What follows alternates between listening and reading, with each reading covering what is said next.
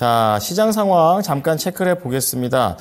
그래도 좀 잘 버텨줬던 코스피가 좀 빠른 속도로 하락을 하게 되면서 반락했습니다. 외국인의 매도세가 1,800억 원 정도 계속해서 시장의 부담 요인이 되고 있고요. 코스닥 같은 경우에도 지금 현재 오늘 기준으로는 약간 장중 저점으로 다시 한번 가고 있는 흐름이 나오는데요. 0.7% 하락하고 있습니다. 자, 오르는 종목보다 내리는 종목이 많은 현재 시장 어떻게 돌파해 갈지 하나둘 정보를 모아보도록 하겠습니다. 자, 이번에는 아시아 쪽으로 눈을 좀 더 넓게 펴보겠습니다. 나우차이나 누진투자증권 백은비 연구원입니다. 연구원님 안녕하십니까? 네, 안녕하세요. 유진투자증권 백은비입니다. 네, 미국 얘기도 상당히 중요하겠지만 지금 중국 같은 경우에도 양회가 계속 이어지는 그런 상황입니다. 상해 종합 같은 경우에는 5거래일 만에 살짝 눌리면서 마감되었다가 오늘 또 시장 분위기 좀 나오고 있는데요. 저는 양회 보니까 저출산 얘기도 좀 많이 나오고 있습니다. 우선은 하나씩 짚어보겠습니다. 자, 오늘 증시 한 주평을 쉬어가는 타이밍이라고 말씀해 주셨는데요. 자세히 들어보겠습니다.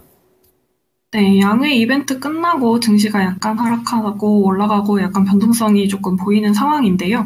일단 5일 날 발표된 이제 전인대 업무 보고에 대해서 좀 말씀드리겠습니다.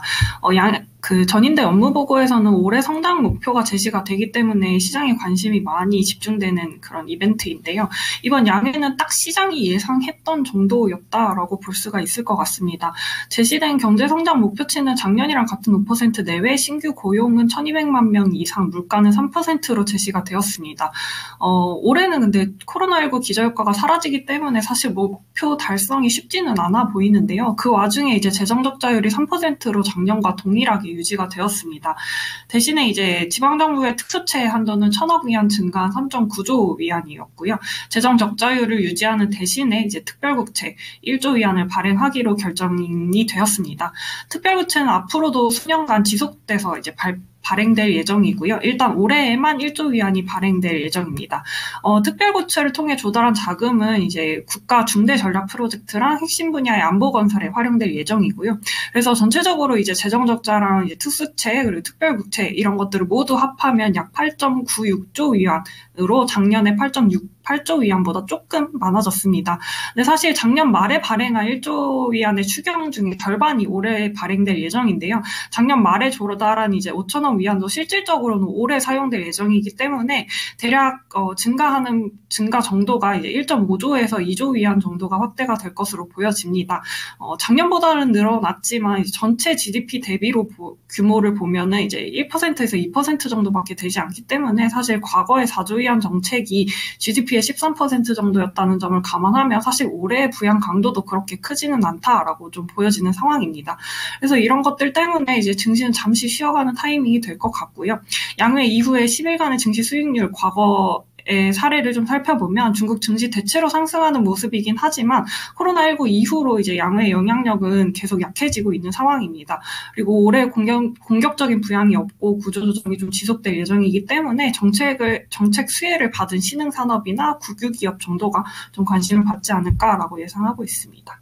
네. 자, 이미 우리 연구원께서 앞서 알려주신 올해 양회 포인트들, 결과도 좀 말씀해 주셨고 관련된 해석까지 좀 달아주셨습니다.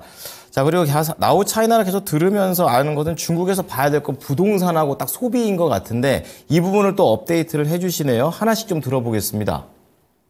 네, 이번에 사실 그 전인대의 꽃이라고 하는 총리의 기자회견이 폐지가 되면서 이 시진핑의 1임 체제가 더 강화된다는 우려가 좀 확산이 되었습니다. 그래서 이런 우려들을 좀 잠식시키고자 어제 이제 재정부랑 상무부, 인민은행, 발개위, 증감의 주석이 나와서 2시간 반에 달하는 긴 기자회견을 진행을 했는데요. 시장이 관심 있게 보던 부동산에 대한 정책 언급은 상대적으로 적었습니다. 아무래도 이제 양회 이전에 이제 부동산 화이트리스트 구성했고 이제 금리 인하도 진행을 했기 때문에 정책 효과를 잠시 기다리는 타이밍이라고 좀 보여지고 있는 상황이고요. 부동산에 대해서는 이제 도심 속 낙후 지역을 개발하는 거, 그리고 공공인프라 구축 사업하는 거, 부동산 보장성 주택을 공급하는 것, 이런 3대 사업을 추진을 하고 리스크 완화를 위한 정책도 지속 시행한다라는 점들을 좀 약속을 해줬습니다. 그리고 잠재 수요 발굴에 대해서도 좀 언급을 해줬는데 게 바로 이제 도시화입니다. 근데 중국의 도시화는 이제 전반전을 지나서 후반전에 좀 진입했다고 평가를 했는데요. 23년 기준으로 도시화율이 66.16%를 기록을 했습니다. 글로벌 평균 수준까지 올라온 상황이라서 더 본격적으로 좀 도시화를 진행하기보다는 이제 호적 인구의 도시화율이 아직 50%가 채 안 되기 때문에 이들의 시민화를 추진을 해서 잠재 수요를 이끌어낼 계획입니다.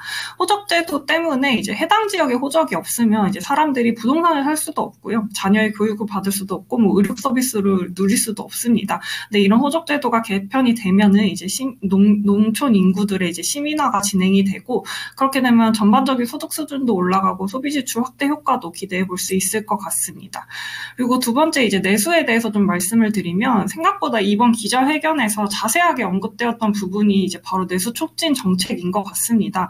사실 작년에 이제 최우선 과제로 내수 확대가 언급이 됐는데 작년에는 이렇게 구체적인 정책들이 안 나왔었는데 이번에는 이제 최우선 과제에서 밀렸음에도 불구하고 구체적으로 좀 언급돼서 주목할 필요가 있다라고 생각이 되는데요. 이번 내수 촉진 정책은 이제 설비 교체랑 소비재 이구 환신이 핵심입니다. 이미 양회 이전에 이 부분에 대해서는 시진핑 주석이 직접적으로 언급을 했었던 내용이고요. 질적 성장을 이제 유도를 하고 있는 과정에서 이제 중국에서 설비 교체 수요가 계속해서 증가를 하고 있는데 대략 5조 위안 정도의 시장으로 추산이 된다고 합니다. 그리고 내구재 관련해서도 현재 중국의 자동차 보유량이라든지 가전 보유량이 계속 상당 수준으로 올라온 상황이라서 이제 교체 수요 시장도 약 1조 위안 정도로 추산을 하고 있다라고 언급을 했습니다. 특히 자동차의 경우는 이제 배출 기준에 초과하는 차량이 지금 1,600만 대 정도로 생각을 하고 있고 그중에 이제 사용 연식이 15년 이상인 차량이 700만 대에 달해서 이들의 교체 수요를 촉진할 예정이라고 하고요. 가전 역시도 2억 7천만 대가 안전 사용 연식을 넘어가서 교체를 해야 되는 상황이라고 하고 있습니다. 그래서 재화 소비 촉진은 이제 자동차라든지 가전 이런 부분에서 진행될 예정이고요. 현재 이제 중국의 재화 소비보다는 사실 서비스업 소비가 굉장히 고속 성장을 하고 있는데 이 부분에 대해서도 굉장히 주목을 했습니다. 현재 서비스 소비 비중이 예전에는 이제 39.7%였는데 23년 기준으로 45.2%까지 지금 증가를 했고요. 소비 패턴이 변화하고 있다라는 점에서 소비 촉진 정책도 이제 서비스업 개방 등으로 서비스 공급을 늘리고 소비 환경을 개선하는 등의 조치를 취할 예정이라고 합니다. 그래서 이제 우리나라도 기존에 이제 중국 수혜주라고 한다면 재화 소비재 쪽에 조금 집중된 측면이 있었는데 이제 앞으로는 이제 서비스 쪽으로 서서히 바꿔 나가야 되는 타이밍이지 않을까라고 생각하고 있습니다. 네, 자, 호적제도 개선을 통해서 부동산을 살리고 또 옛 것을 새 것으로 바꾼다. 이게 이구환신의 뜻이었군요. 인프라 교체 쪽으로 내수를 살린다라는 중국의 모습이었습니다. 자, 그렇다면 중국에서도 봐야 될 경제 지표들 어떤 것들을 체크하는 게 좋을까요? 네, 일단 18일 날 1, 2월 달 주요 경제 지표가 발표가 됩니다. 아무래도 이제 작년 1, 2월 기저가 리오프닝 때문에 굉장히 높기 때문에 생산이나 소비는 좀 둔화되는 모습을 예상을 하고 있고요. 투자 같은 경우는 둔화세 멈추고 아무래도 작년 하반기부터 정책 드라이브가 좀 있었기 때문에 그런 효과가 좀 나타나면서 약간 반등하는 모습을 예상을 하고 있습니다. 그리고 연초 발표된 뭐 금리나 지준율 인하 효과는 좀 더 기다릴 필요가 있을 것 같다라고 생각을 하고 있고요. 27일에는 이제 규모 이상 공업기업 이익이 발표가 됩니다. 23년 이익은 마이너스 2.3%로 감소세 계속해서 축소해 나가는 추세가 좀 지속이 되었었는데 이런 추세가 지금도 계속될 거다라고 생각을 하고 있고요. 기업 이익 개선은 아무래도 민간 소득 개선, 수요 개선으로 이어지기 때문에 좀 더 관심 있게 봐주시면 좋을 것 같습니다. 네, 자, 관련된 경제 지표들 잘 확인해 보겠습니다. 오늘 말씀 감사합니다. 네, 감사합니다. 네, 오늘 나우 차이나는요, 유진투자증권의 백은비 연구원이었습니다.